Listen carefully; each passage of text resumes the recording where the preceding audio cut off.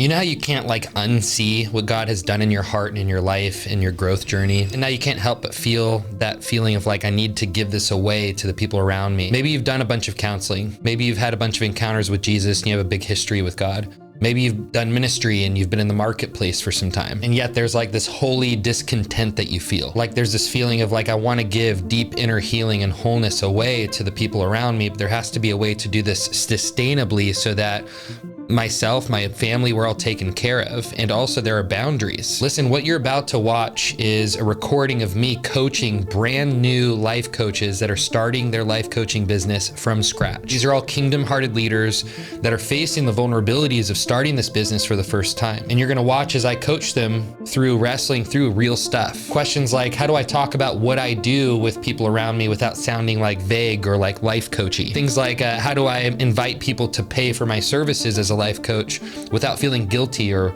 without doing it wrong or in a manipulative way? What do I do with that codependency I feel, that savior complex, that guilt I feel to like take care of everybody else around me for free? If I feel called to post online and build an online influence or social media platform, how do I talk about my vulnerability without like exposing all of my grief or very sacred parts of my heart and prostitute what God has done in me for the world around me? You'll watch me walk men and women through rewriting their actual outreach methods, texts that they send to people outlining exactly what they do, how to share and explain what they do with people that are in their lives. You'll hear me talk about how to shift from working with somebody for free and transitioning into more of a paid transactional relationship in an ethical way. And you'll hear me talk about boundaries and how to get out of the orphan mentality that says, I just have to give and give and give, and my needs don't matter. For quick context, if you're wondering like, who am I?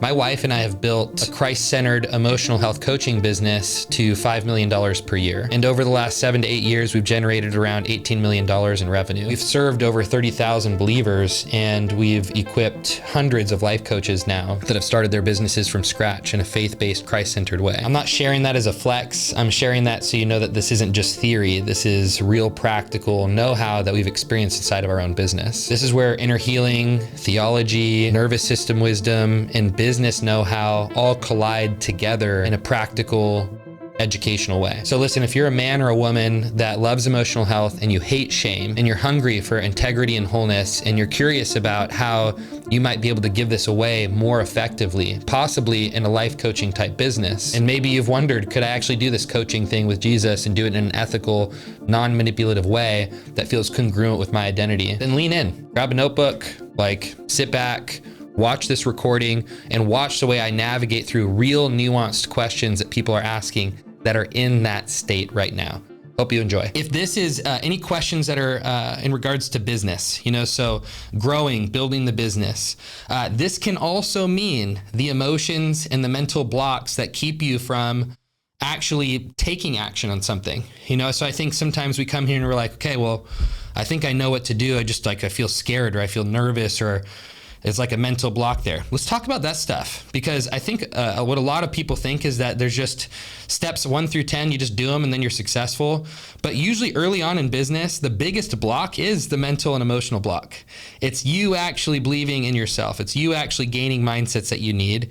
And we discredit those things. But I've seen it over and over again with people that I've coached that are doing $10 million a year in businesses. So it doesn't matter. So just anything and everything that you have that you feel like is keeping you blocked from momentum, let's bring that stuff to the table. Let's be vulnerable and authentic about it. And also, let's do our best to take full ownership and responsibility for what we are building. I think that's like every leader is like, man, can I take full ownership of the thing that I am doing and building? And I would love to help and support you in that. So any questions you guys have, feel free to add them to the chat. I'll look at the chat right now to see where we're at. And it is an empty desert wasteland of nothingness. I'm sorry, I didn't even give you guys an opportunity. You're like, come on, Spence. What is this, Jeopardy? That's a question.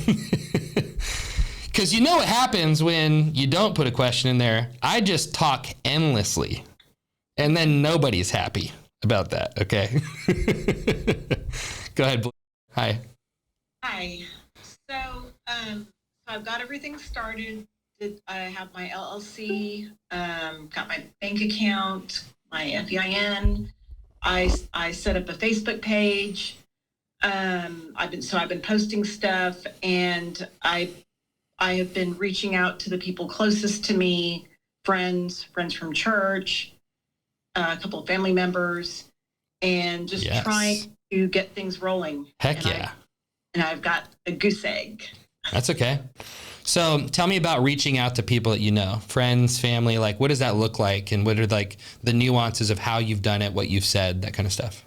I've contacted most of them in 3 ways. I invited them to my Facebook page, which most of them have joined. I have sent them text messages, letting them know that I'm trying to get things started, if they know of anybody, and, who I'm targeting and what I'm trying to accomplish. And, just letting them know that, I want to get things rolling with people to, with a free session so that I can have them, give me some reviews. And then others or some of the same group, I've talked to them in person about it. Yeah. And like my closest church friends, because I also I lead a community group, a home group, and I was having a meeting with just the ladies, and I to them, as you know, I started this life coaching, and I'm trying to get that rolling. I kind of sense that they were like, she's going to talk about it again. Yeah. So anyway, it kind of fell flat in that discussion, but other people that I've talked to individually, like after church or, just getting together for coffee or whatever. So, yeah. But no results yet. That's okay. So, can you read one of your, have you reached out to your friend group like through text or through calls, or what's the way you've done it? Yeah, text and phone calls. Can you read one of your like texts that you've written to like somebody in your network? Sure. Let's see if I can find it. Hold on a second. Sweet. Hi, hope you're doing well. I think I told you that I've started a coaching business, life coaching business. I didn't put life on there. A coaching business. I'm wanting to target women that are going through a difficult time so that I can walk beside them and also talk about the gospel.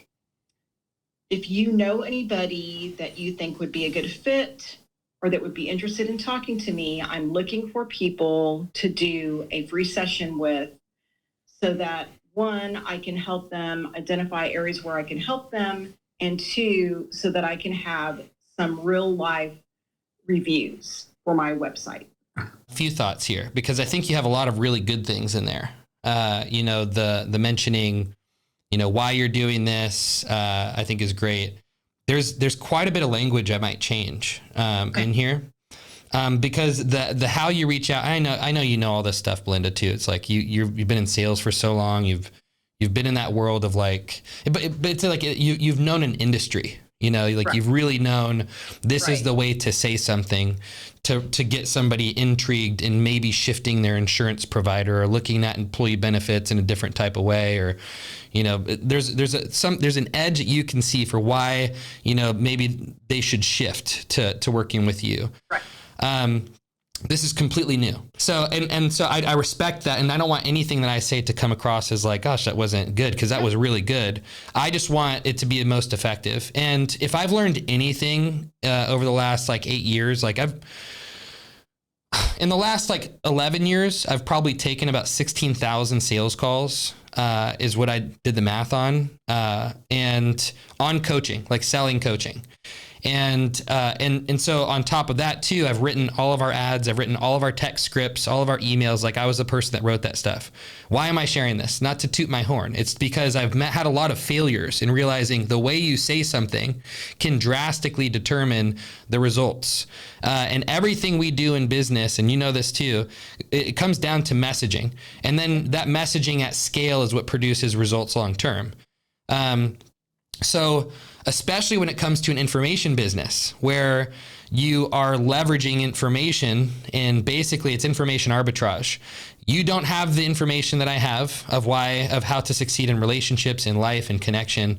And so you are paying for someone that has understanding and information in those things delivered towards your nuances. It's the same reason we go to a mechanic, because they have information we don't have about a car and we don't want to go through the headache of learning it. So in this, life coach can mean so many different things to somebody. The second I hear life coach, I'm like, whoa, like, what is this really? What kind of life coaching do you do? Like, is this really apply to me?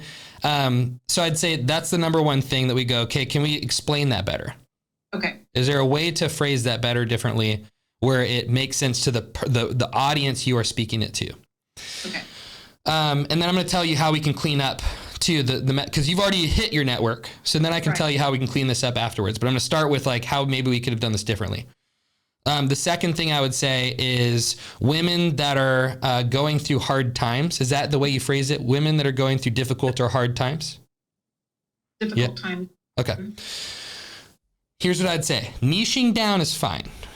All right. Niching down is fine. If like, I know we all hear like niche down, niche down. I've even said it at times when it comes to social media is like, find your niche, right?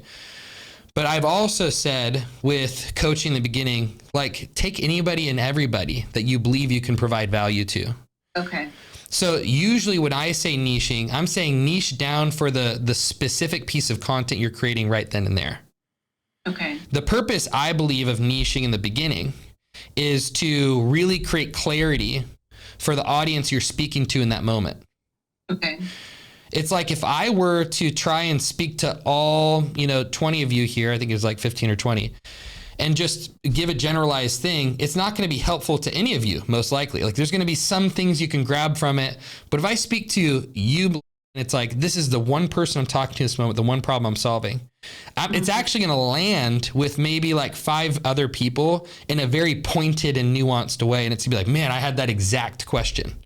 Right. So the purpose is going like, I want to solve a specific problem. So it's not a bunch of noise that doesn't really apply to the nuances of my life. So that's like the potency is in nuance. Mm-hmm. I'm sorry, the potency is in niching down. Right. But early on, you don't need to niche because you're not scaling a system. You're not like taking on 100 clients a month where you're like, I need to really niche down so that the potency of this course I made really hits this niche, because you are involved in every transaction and every service. A plumber is not saying like, I only do, water softener installations, because he does a ton of different types of problem solving. I'm a plumber. What do? I solve lots of different problems. I'm a life coach. I solve lots of different relationship, connection issues. There are some people I can't help. That's probably something we need to figure out in a conversation. But here are the things that maybe I can add value to. So when you're saying women, you're immediately removing any guy that they might have thought of that needs help. Okay. When you're saying women that are going through difficult or hard situations, there are a lot of women that won't want to identify with that because they feel pressure to carry the entire world on their shoulders, and I can't be going through something difficult. If I admit that what I'm doing right now is difficult, then I've failed. I've lost. There are people that you're like, oh man, I wanted them to get my message, but they aren't even at the point of awareness to think that what they're going through is difficult or hard. So I've removed anybody that is experiencing any level of denial around their issues of that current season. Is this making sense so far? Yes. Okay.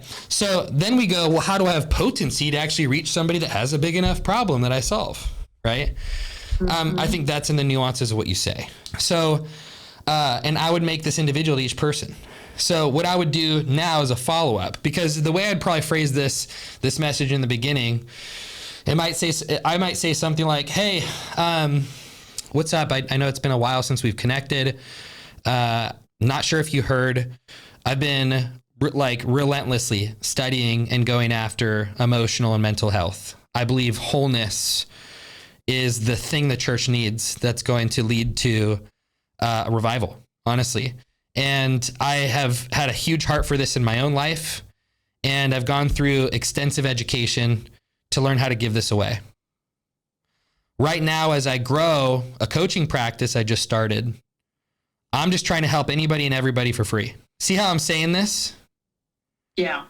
If you or anybody you know has any type of need to just be heard or navigate emotional or relational issues, I would love to be a safe place for them. Is there anybody you can think of that might need that kind of help? Now you're finishing with a question. Yeah. And that's an open-ended question. Right. And now it's sounding a lot less like, would you join my new coaching business? It's for people that really struggle, that are going through a drug addiction. Like, that's what people think. They assume the worst thing that you just mentioned. Because it's so interesting. I've created ads saying, hey, if you're a man that's dealing with shame and self-hatred and it's causing you to show up in relationships with a lot of walls around your heart and you feel like you can't connect to the people around you, I get the craziest drug addicted felons that like are just off the deep end of their life because they're like, thank God that somebody said, and they have no money to spend on your services. And it's like all these things. And I'm like, that's not what I was looking for. Like, I want to send those to, this ministry over here. Like, that's not who I feel called to. And they can't even afford my services. And some of them need to be hospitalized, like, right. To be honest, or need a trauma, like a trauma expert. So then I go, why did that happen? And it's because of the way that my communication landed with the people that most resonate with it. Yeah. So that's all those nuances are so important. So what I said is probably like maybe a better way. There's like 1,000 ways you can say something like that. But now I see what you're talking about. So, but what about on my Facebook page? Because I did kind of say something similar on there. Should I change it on? Change it on anything that is permanently there. Change it. You can correct posts though. Like, here's the beautiful thing about Facebook is like nobody goes back and reads your post from like 2 weeks ago. They're reading the most recent one. Right. Like, unless they're a big fan, and if they're a big fan, they're like, oh, what did they come from? Gosh, it's kind of fun to see the evolution of where you started and where you are now.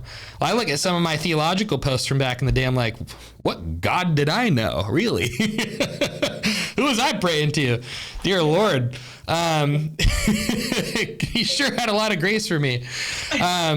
So I'd say like, the way you'd clean this up, Belinda, is I would go highly humanized and personalized. Okay. I would share with each person a very raw and authentic message. So like audio message or even a video. Okay. And this is the reason why I do this is because the more humanized you can be, this just has worked across the board, like literally back in the day. And I've known this across industries. I've talked to sales teams that are like, our show rate on calls that actually show up to have appointments with our team, it's like 35%. Like across the board for people booking in from an advertisement to a call. It's like 35 to 45% are the show rates. It's like bad. So you're thinking, man, it's $200 a call. No, it's $400 a call because half the people don't even show up. If a third of them show up, it's a $600 call. So it's so important. It's a huge lever to fix. And most people are like, well, what do I do? And they go, well, I've sent like 50 reminder texts. Why don't they show up? Right. And it's like, it's not more of something. It's the potency of something. And also nowadays, everybody thinks AI is communicating with them. Right. So the more humanized you can be. Yeah. I have less contempt for a human than I do for AI. Yeah. And also if I get the sense that all you want from me is a sale, I have contempt for you. But if I can tell you care about me and you're actually looking to solve a problem of mine, it's like that's how you win all the brownie points. So human, caring, no agenda, right? Of sale and desire to help. Yeah. And that is true on the Facebook analytics. When I've done videos and just talking about my day or whatever, I'm getting a lot more response views than stuff that I'm just typing on there. Yeah. Yeah. Okay. So here's what I would do. I would say, send a voice note. Hey, I sent that text message last week and I realized like that was me learning how to kind of like promote this stuff. And I realized it sounded like a promotion. Shoot. And it also sounded like a promotion to like just women that are going through really, really hard stuff. And gosh, I just wanted to send you this voice message because I really actually am just so obsessed now with this wholeness thing and getting connected and relationships and healing and you know how powerful it is to encounter God in the midst of our scariest stuff. And I really don't care who I help. I just feel really passionate and called to help people, especially for free right now. If you or anybody you know is needing a safe place to vent, to process things, to, anything, I'm doing free sessions right now because I just want to learn and grow. And I know that what I'm learning is really powerful. So if you know anybody, please let me know. Okay. Does that make sense? Absolutely. Thank you so much. Yeah, totally. And then I would say this is just an additional thing, Belinda. Ongoing, start writing. Okay. If you have a Facebook page and you're pointing people to something, whether it's a Facebook page, this whole world of emotional health needs long form. It's hard to encapsulate like these types of thoughts into short form content. Just hard. The value of short form content is how it can lead you to longer form content, I believe. Because nobody's like, oh, that 60-second thing solved my marriage. It's kind of hard to do that. But you're like, that was a really good point. I wonder if there's more in this because most people are like, you can't possibly solve my problem in 60 seconds. Is there more? And that's how everybody feels. Anytime you ever offer somebody advice before you've asked them lots and lots of questions about what's going on, they're like, you don't know me. That's their thought. So ask me nuance. I would say start doing some writing, whether it's a newsletter that you invite people to be a part of, or it's Facebook. Have something where you're just writing and sharing thoughts about the things you're learning, the things that you're facing in your own life. Like the vulnerability of like, man, I was just thinking about relationships the other day, how I used to do them and how I do them now, and why I think they're deep like they are. It's like whatever the stuff is that you're processing with God and that you feel like this is not so overly vulnerable that I'm letting people like be able to affect me in like a destructive way. But it feels like this is transparent enough to let people hear and see inside of a story that they can learn and glean from. I think that's where people can then be pointed to, like, I'm following along with Belinda. And what you'll find, Belinda, is that your niche will build itself. Yeah. People that you're like, and after working with lots of people as a coach, you'll find like the types of people you eventually end up working with are all kind of similar. Interesting. Not all of them, but like a large portion of them. Yeah. Okay. Yeah, I love it. Okay. Thank you so much. You're welcome. I hope that was helpful. Yeah, very helpful. Helpful for anybody else? Yeah? Some of those things? Cool. And actually, my question goes right with what you were talking about. Sick. I have a page based off my son that passed away. And I'm having a hard time connecting it with, I'm personally having a hard time. I know I can. It's definitely something that we can do. I'm just having a hard time doing it, connecting it with this. Because right now, I'll be honest, I have about 9,000 followers on there, and it was because they were cheering on my son. So I guess my question is like how to get there to promote what I want to do. I want to help people that went through the grief that I went through. Yep. That kind of stuff. And that's what that page would be based off of.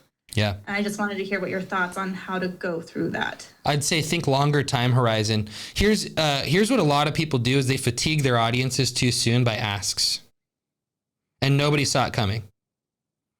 And they're like, why did you just ask me for something? I like, there's no road leading me. There's no breadcrumbs that led me to this spot right here. Like, you just tried to feed me a meal and I haven't even tasted anything that I like from that, meal. It's like the ask is going to give you the lowest amount of response. The biggest responses I get to my emails, like that I send out, the ones with like 70% open rates from like 30,000 people, it's usually has nothing to do with me asking for something. It's almost always like I'm sharing thoughts about what I believe about trauma-informed care, or something that is valuable to somebody that's in this space and cares about this stuff. Well, so what I'm doing right now, because I haven't really done much with my page, just in like the last week, I started just telling my story on what I went through, what our family went through. And I'm just slowly telling my story. And I'll be honest, by me doing that, just this yesterday, actually, I had one video go viral of my son. I had over 1 million views on the video. And so I don't know how to. Here's what I call this. It's called seeding. So you seed opportunities. You don't like blatantly put them out there. So seeding things is like, okay, you share maybe 3 to 5 more things about just process you've gone through that have helped you heal. So it's like sharing, like, man, I don't know if any of you guys have ever felt this, but, I realized how much guilt surfaced for like after this traumatic loss of what I should have been and should have done leading up to this loss, like how I should have been a better, mom, how I should have loved more like there's all this guilt that came up, and I realized, what do I do with that guilt? How do I bring this to God? How do I heal from this? And it's like, that's one topic. It's one subject where you can walk them through, like, this is what my healing journey looked like. People are gonna be like, wow, that really resonated with me. Gosh, thank you so much. You do like 3 to 5 of those. Then on like the 5th or the 6th one, you can say something like, how many of you guys feel like you fully know how to process through these things alone? I know for me, I've really needed coaching. I've needed help. I've needed mentorship. I've needed leaders. Like, how many of you guys feel like you need that too? Let that be the post. So what are you doing? You're starting to plant seeds that people need help. Because when I think about this, I go, I want to lead them to, maybe they need my help, maybe they don't. I don't know. But I'm going to start with, I want to sell you the idea that you need help, that we don't do this life alone, that having fathers, having mothers, having mentorship, having leaders. Like when somebody's going through marriage problems, I'm like, have you gotten like counseling as a married couple? Well, no. I'm like, why? Like, why have you not, you're okay paying the amount of money that's going to come with divorce possibly, and you're not okay with investing money in therapy and counseling? What? It's shocking and baffling to me. So it's like, well, the first thing I want to sell to people that are going through marriage problems is that you need help. That's an idea I'm going to sell them first, before I sell them on the idea if they need my help, possibly. Right? So I want to start seeding. What are the things leading up to they might need my help, possibly? You need help in general. I'm going to sell them on that first. Then more value, more value. What's the next thing I'm going to sell them on? Well, maybe it's like, hey, therapy is great, but coaching is really powerful, because coaching is a great option in addition to therapy. Why? Because you can actually engage in more biblical stuff. You can engage in more story form. Like I can speak into things, advice that maybe somebody with that red tape can't speak into normally. I'm going to talk about that. Maybe it's something else. So it's like you're thinking through, what are these bite-sized things I want them to grab onto as seeds before I announce, hey, and it's not gonna sound like an ask. Hey, will you help me grow my life coaching business? It's gonna sound like, hey, for those of you that really need help and assistance in your grief journey, things you haven't known how to bring to the Lord, areas in your heart that feel closed off and blocked, I'm offering free sessions to people. Like, I want to help. So yeah, I guess that makes sense. I guess I'm sort of naturally already doing that, because the post that I am doing by telling my story, obviously I'm talking about those things and how we navigated through it and how we communicated with each other and how we got connected with God and where God was in the middle of it. So I guess in a way I sort of am sort of seeding. I probably just need to go more detail in the feels of it. Yeah. Yeah, you really can't. When people get obsessed about something and that's the main problem they're looking to solve in a season, you can't do too much content. Too. Like, that's the other thing. It's like, man, am I doing too much? Not if it's good. Like if I find a good audiobook that like is in line with the thing that I'm most focused on in that season, I'll crush that thing in a day. You know, like I'll go through 12 hours in a day. I'll read it when I'm going to sleep. I'll like sleep late and then I'll wake up early. And then like, you know, at my lunchtime, I'll finish the rest of it.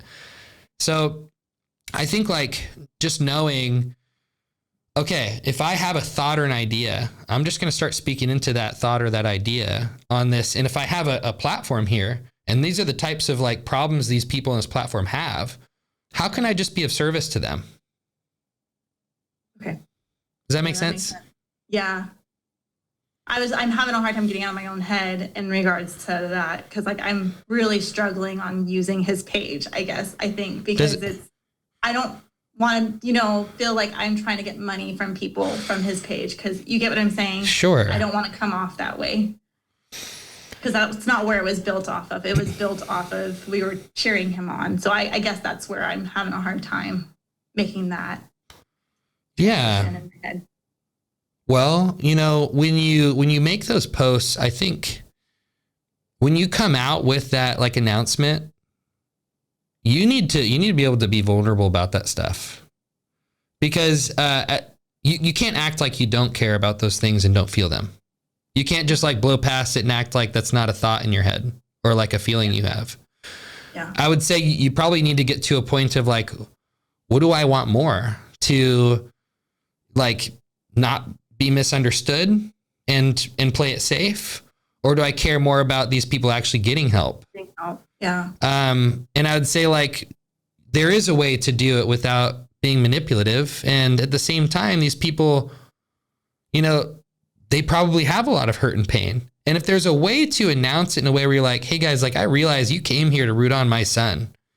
And I'm so thankful for that. I have like had so much gratitude in my heart for that. But this journey for me has sent me on a crazy journey of healing and health and growing. And I think it could have led me to some big spirals in my life. And I'm sure some of you can probably admit that too.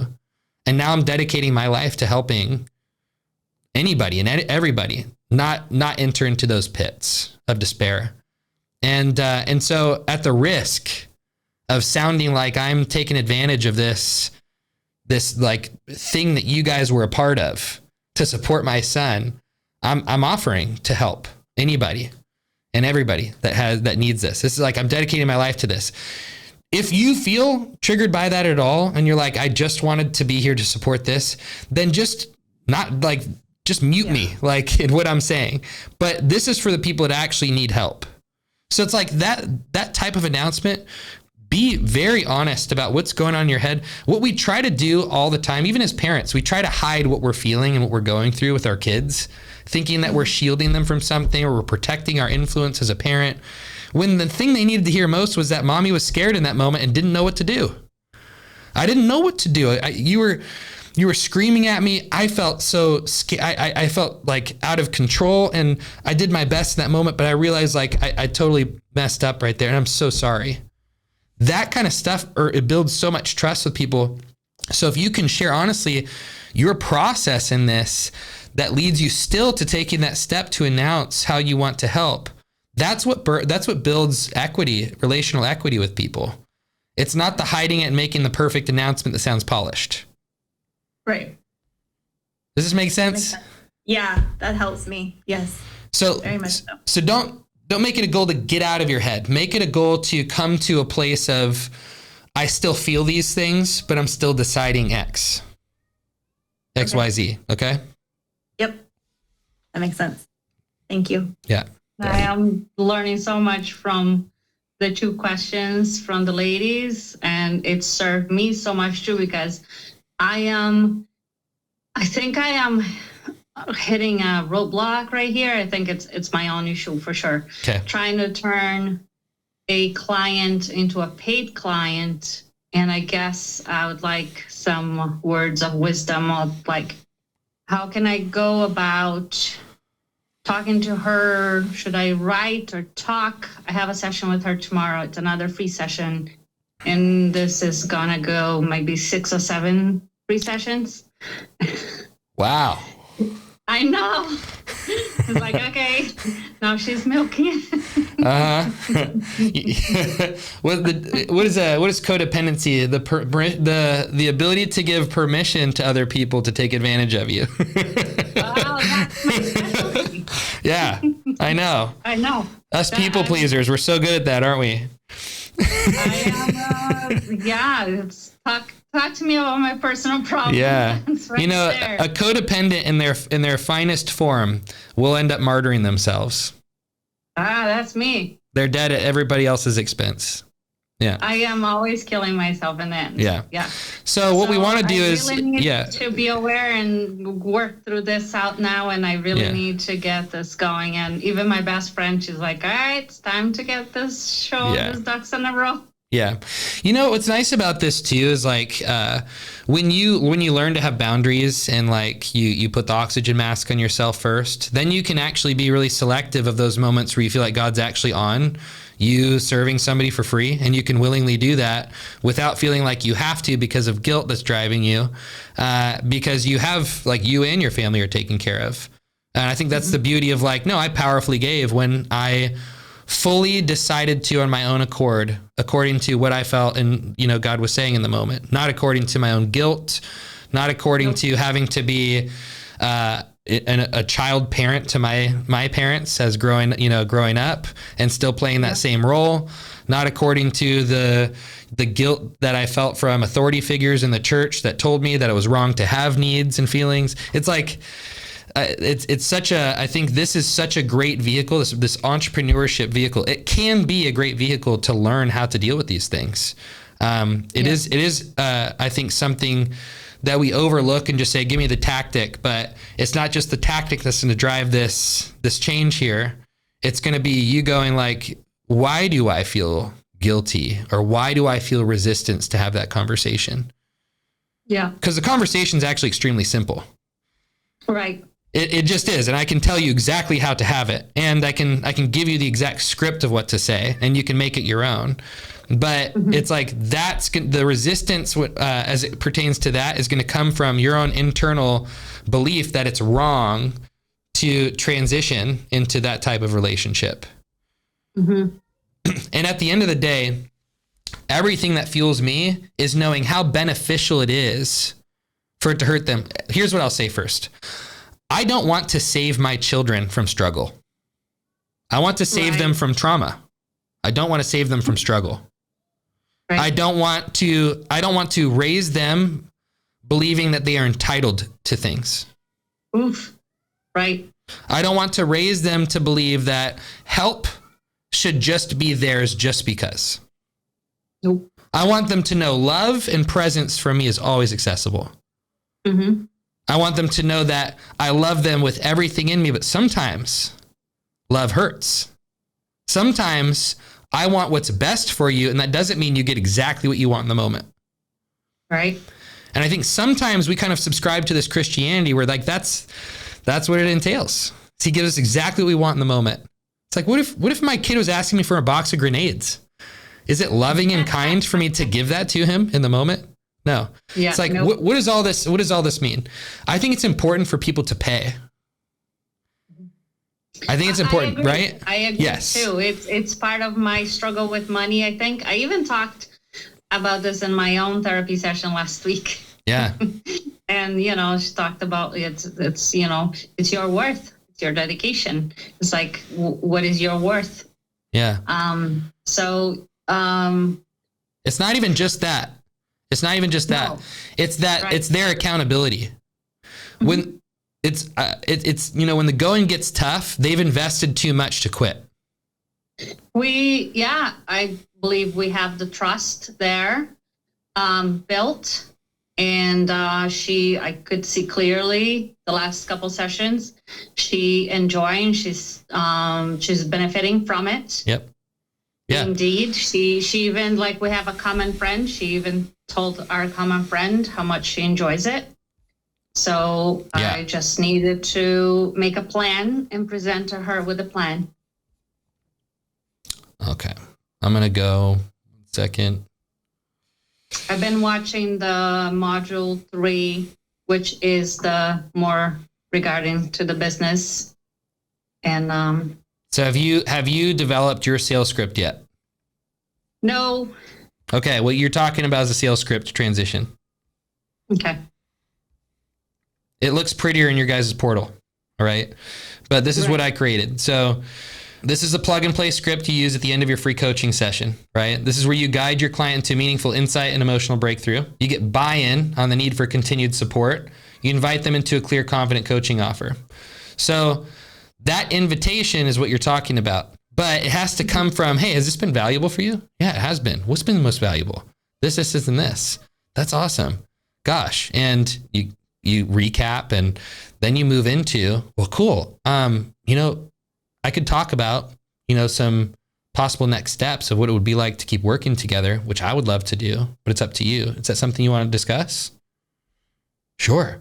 Okay, cool. And then you present. So the way we do this, typically on either your first or second session, after it was a powerful session, you go, cool. You get to the end. You say, hey, so before we land the plane, I just want to pause and ask, I guess what felt the most helpful about today's session? You can say what felt most helpful about the last 6 or 7 sessions we've done. I'd just love to hear, what do you feel like is clearer for you? What types of do you feel like there's anything, and I'm just trying to understand feedback here too, just about what's been the most powerful change for you, transformation so far. They share, yeah, it's incredible how much shifts when you just give language to what's going on under the surface. And really, I just have a lot of honor for you. I want to honor the work you've done just by showing up with me and giving time into this. It's been well worth the investment of time on my side. Would it be okay if I just asked a few questions about where you're at now and what support could look like moving forward? And they're like, yeah, totally. Sweet. And this is where you basically present to them your boundary. Mm-hmm. This boundary is it's meant to protect your ability to do this with more than just that person, but to continue doing it with that person, it's not taking from you and taking from your family. Right. It's a very clear relationship that you're giving them the opportunity to say yes or no to. Boundary conversations are wonderful, especially to have up front. Man, if somebody's late to 2 coffee meetings, 30 minutes late with me, I'm having one of those boundary conversations with them. Hey, here's how to be friends moving forward. You show up on time when we get together. It's there's that simple stuff. This is just another boundary. Hey, here's to protect my ability to keep showing up like this with you. It's this. So you go, hey, if we were to work together more consistently, what would you hope to get support with, I guess, ongoing? You kind of seen how we've interacted a little bit in these sessions. You've shared with me that you had this, and this that you experienced, but what would you hope to get more support with if we kept meeting like this? Let them share. Then you move into well, I guess you could do nothing. We could just stop meeting together. I guess if we did that and you stopped maybe investing in some of this journey, what do you feel like would be at stake, in the next 6 to 12 months? What you're doing is you're building consequence. Most people are dissociated to this stuff. Here's why I think this is so important. The sales process is you're an agent of change. You're selling change. That change ends up costing them something. Yes. But it should. And what I found with most people is they're going to vote on what's important in their life with their dollars. No matter what, it's going out the door for most people. Mm-hmm. It's usually going to be most of the time with things that they consume. That's most of when this stimulus check comes from Doge or wherever, who's going to get rich? Investors that own businesses, because the general population is going to spend it on all their businesses. And so it's it's not going to really stimulate the population. It's going to stimulate the economy because they're going to spend it so fast. And that's just because people do that. This is an opportunity for them to invest in themselves and in change. And so when we help get people present with the thing that they're usually not present with, we're usually too busy, too consumed with surface level stuff to consider what's at stake if I don't invest in myself and change. What's at stake if I don't consider this emotional journey I'm on and I don't let it cost me something? You know, so that type of question is so important. And if we want people to make a change, they need to consider it. And what we do in these like types of conversations, I hear salespeople blow past this stuff all the time because they're like, it just feels uncomfortable. I'm like, it is uncomfortable. You're asking somebody to face themselves in a way they don't want to. And you probably you feel uncomfortable because you don't want to face yourself. Like as a salesperson, I have no problem saying these things because I do it every day. I invest in coaching all the time. I face myself often. We have tons of stuff that has gone down in our marriage we've had to face ourselves in our families, and like every day I'm recognizing where areas I need to grow. It's like, this is stuff I do on a daily basis. And so when it comes out of me, I'm like, I have no problem asking somebody else because I can see the leader that they are underneath the way they're functioning. I can see who they are at their core. I'm like, you have capacity to do that, but it involves me confronting you. And I'm doing it out of love every time. I'm not doing it for the money I make from the coaching. That is not why I'm doing it. But I do know that's the cost of entry. And I would never not ask somebody to invest in their journey like this, you know? Jesus did it in a really cool way where he said, sell everything, give it to the poor, where he didn't even benefit from it. That's pretty cool. But it highlights still that people needed to give everything for it to really matter to them. And, you know, he willingly accepted wealth from a few very wealthy individuals for his ministry. That's powerful. Ministry is obviously completely different. If you want to go build a donation-based ministry, feel free. That's one way to do this. You're still asking for funds from people, and you're selling rich people and philanthropists on investing into the thing that you do. Now you're just asking for the person to invest in their own journey. It's still a transactional conversation that you have to have at some point. So you keep having this conversation. You start with the consequence. Then you move into, cool, that's so awesome. I guess like, what would your life look like if you felt more emotionally whole? You felt like that shame was gone. It wasn't influencing every decision that you're making. Like you felt more confident and connected to God and your relationship with him. Like, what would that feel like for you? So now you're getting them to actually feel like, oh man, I can taste and feel and sense the difference by connecting with what you can help me step into. Like people need to know that when you sell a vacation to somebody, you are not selling the long lines at the airport. You're not selling the seat that they get on the airplane. You are selling Hawaii. Haven't you been working nonstop for 10 months straight? Don't you think you need to sit on the beach with your spouse, stare at the waves? What would that feel like for you? To not have another meeting chime on your phone? What would that feel like to just jump into the waves, get underwater, be able to go on an adventure in the jungle? Wouldn't that feel so awesome? It feels so good. Tell me about that. Like that's what people need. And then you don't need to say this stuff, by the way, because they already know enough about you. This is for somebody that knows nothing about you.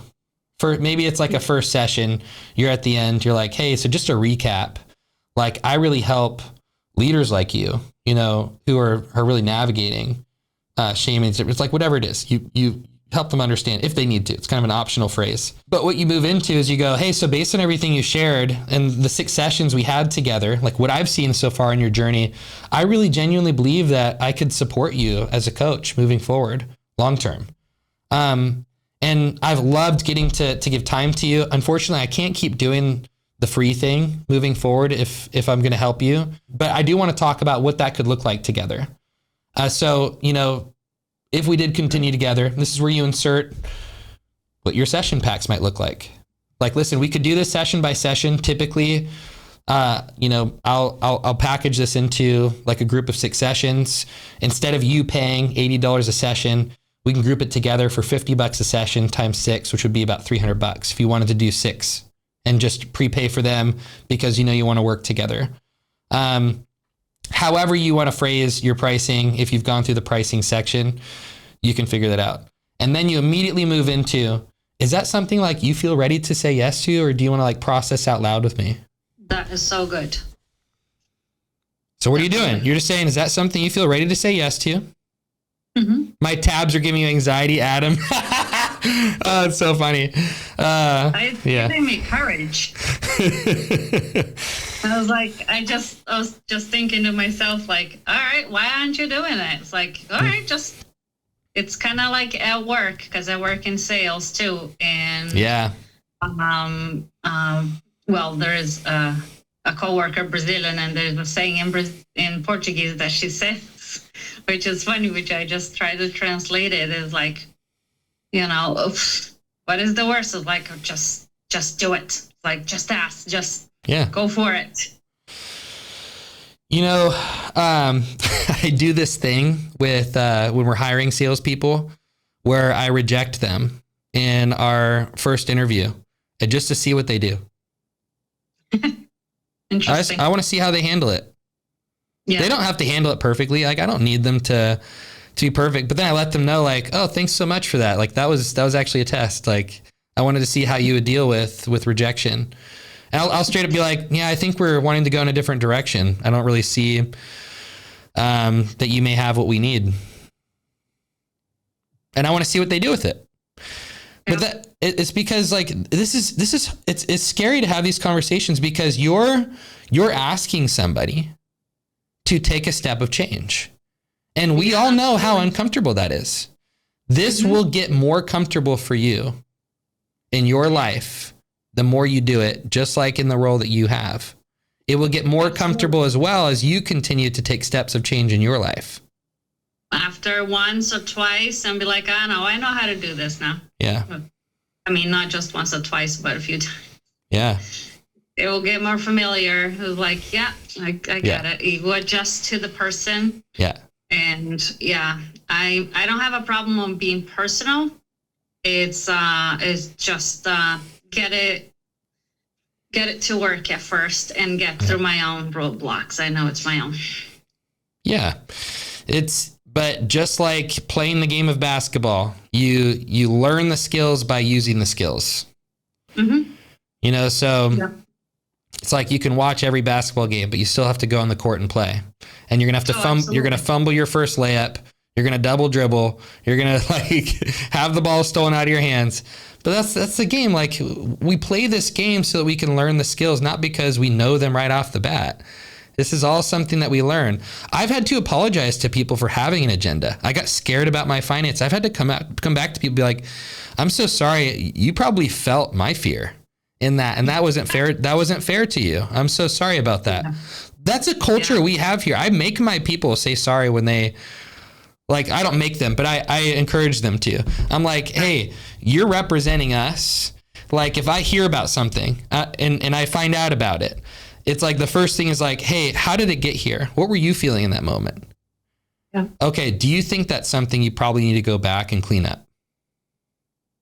And they say yes. I like how authentic you are when you talk, and it's probably like that to a client too.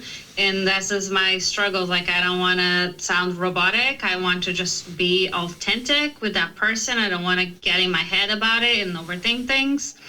And just be there with them in that moment and authentic. Yeah. And it will feel weird in the moment, especially if you're following like a script that you've written. You love Conrad. He's great. Yeah. And every one of my people on my team, we've had to work through stuff together, and I've had to tweak things and give them coaching on things, and we're all humans, but I've kept our people based on culture. And that's why we have the team that we do. I've fired people because of culture. And it's just like, that's the decision you have to make in those moments. And then you're like, well, I couldn't clean up every mess. And that's kind of just what happens when you deal with people. But again, just coming back to you, Jusiela, you're going to feel, it's going to feel uncomfortable. Reading a script even is uncomfortable, but I encourage people to do it, to learn the skill of like reading and having pauses. Why? Because usually we don't know what to say. Like, we get triggered in the moment. And when you're triggered, do you say the right things? Usually not. You feel like a 4-year-old. And so I'm like, it's like, you know those moments. You're like, imagine a triggered conflict where you're somebody and you're like, well, you hurt my feelings. And you're like, why did I just sound like a 4-year-old all of a sudden? I can't even communicate like how this affected me, Yeah, I know where this is coming from. Yeah, I just have to do it. Yeah. Yeah. Just play the game. Play the game. I will. Yes. I will, and I'm gonna write the script for tomorrow, and I'm gonna do it. I always tell people redemption is on your side too. You like every parent on here knows that when you fail, there's still a redemptive nature in God that we can clean up with our kids. And guess what? They forgive us. It is in the nature of children to forgive and give grace. It is in our nature. So even if you mess this up with somebody, you can come back. I had a business partner in another business. He just had to fire his brother-in-law. We talked about it. He knew that he had to. He totally butchered the conversation. But guess what? He got to come back and own the way he butchered it and clean up the mess and put on his brother hat and all these different things. And it was great. It's great learning. It's like we always think we have to get it right the first time, and you do not. You do not. Yeah. Thank you so much. You're welcome. Sweet. Man, I felt like this was a fun call. Got some good stuff in here. You guys think it was good? Mostly like sales and a little bit of social media stuff. Yeah. Sweet. Codependent No More. Great book. I don't know if you guys have read it.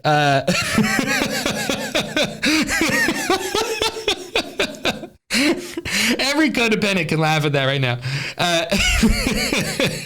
So literally, when I shared my emotions with my mom for the first time in my life on the phone, I was shaking. This was like 8 years ago. I was shaking on the phone. Like I destroyed her. I literally walked away thinking I destroyed my mom. Like she's never going to come back from this. Like so intense, the feelings I had of needing to save her and rescue her from pain because of my own emotions. Like I wasn't even being blamey or accusational. But guys, we grow up with these different hurts and traumas, and we do our best to learn, and we let them shape the way we function. And for a lot of us, especially in our Christian faith, sometimes we learn this like guilt-driven niceness. And we just think, I have to be nice, and I have to be a good girl, and I have to be a good boy if I'm going to be enough for God to love me and have closeness and connection with me. And it's like this conditional love that we make our best friend. And then we think that's going to be the carrot I dangle in front of my face to continue to be the good girl, good boy. And so we hang out love right here, waiting for us to do all these right things and be loving and kind to everybody else around us until we finally get the carrot. But right when we get close enough, it goes out just a little bit further. And we're going like, why can't I connect with love myself? It's because I've never quite checked the box of being enough for my own conditions I've placed on that love. And what's so interesting about the kingdom is I matter and you matter. Right? And in order for you to even serve, like think about, what Jacelia is bringing up. Can I do that? Can I do that with 10 times as many people, 50 times as many people? No, I can't do that with 10 or 50 people because I would have no time left. I would have no money. I'd literally be living on the streets. And then you think about the person. I mean, I can't tell you how many free programs we've given away to people over the years, free coaching. And what happens is those people don't value it. They consider its value to be just as much as they paid. It's wild. When you stack, they did this wine experiment, and they put 3 blind tasted wines in front of people. So they were fully bagged, put them in front of like a couple hundred people, and they had them taste all 3. And they put was the price point on the bag. So it was like $10, $50, $500, and it was like 99% of people said that the more expensive one tasted better, except all 3 bottles were exactly the same. The perception of value is what drove their experience. And you're like, why is that? And it's because this is the way a lot of us function as human beings. If you read a book, most people don't even finish the book. Then you put them through like an education, like a college course or something they paid $15,000 for. They're like, gosh, I have to show to every lecture, get the tests right. Like there's so much weighing on it and you have to show up. It's like, wait, is that the same exact content that's in this book that I get at the library for $1? Why didn't I just do that? And it's because it's a source of accountability that involves you in it. So I think it's just so important to get around that stuff. And then when you and your family are taken care of, you've taken the oxygen masks, put on yourself, you have the capacity to give freely to whomever you want. Whomever you want. God says like, hey, I want you to give freely to this person. Sweet. It's not my guilt anymore. I'm not driven by my guilt. I'm not driven by other people's needs. That's not how I function. I'm driven by God's word. I'm driven by God's Rhema word, like what he's saying moment by moment. It says in Romans 8, the mature children of God are led by the impulses of the Holy Spirit. Like, can you be impulsive to him and not necessarily just to your own guilt or your own need to rescue people from their pain? This is the exact reason why people in social work, so many of them get burnt out, because there's always a good reason by a child that's in massive trauma. Kylie, we talked about this. There's always a traumatic experience that is justifiable for you to blow past all your boundaries and needs to take care of them. Throw 100 of those at a time at a person and they will end up burnt out, especially if they're a codependent person. You have to learn boundaries. I can't save everybody. It's not my job to save people. It's my job to bring the capacity of love that I have to bring to the table. This is a job like any other. Choose when you want to give away a free plumbing experience and love a person that you feel called to do that to. But as a plumber, you can't just serve everybody for free. It doesn't work that way. This is exactly like that. This is a service that you perform for people based on education you've received, based on life experience, based on skills you've developed. You are helping people. If they don't see it, that is not your problem. You get to get better at communicating that stuff, but it's still not your problem. Move on to the next. Is this helpful?